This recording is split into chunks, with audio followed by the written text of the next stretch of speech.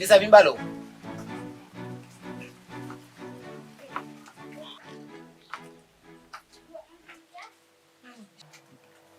Mwen ko pou alpe spaghetti matin.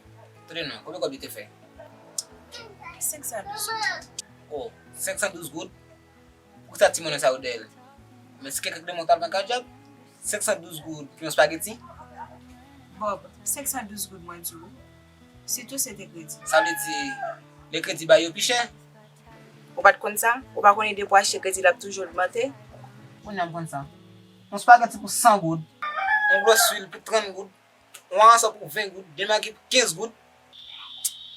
Fè 135 goud. Wap de 512 goud. Se kon sa, wap pou sou tèt mwen? Mwen alpe el pito. Talè Bob, koman pou el paye la? 512 goud mwen mando oui. Dan jen mwa paye la wak ou men bom kop pou mal fè machi. Ah bon? 512 goud pou sa ou te fè matin la? On spaghetti pa mgi salami? Ni wol dog?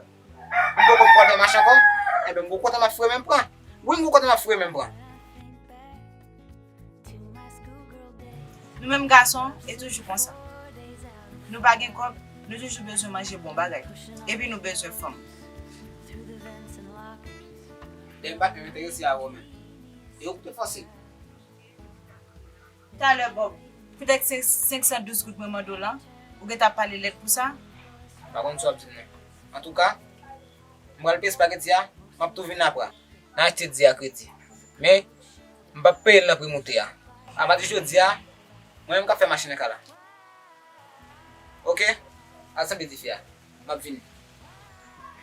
Ebyen Bob. Ou bon pantalon, pran jup la?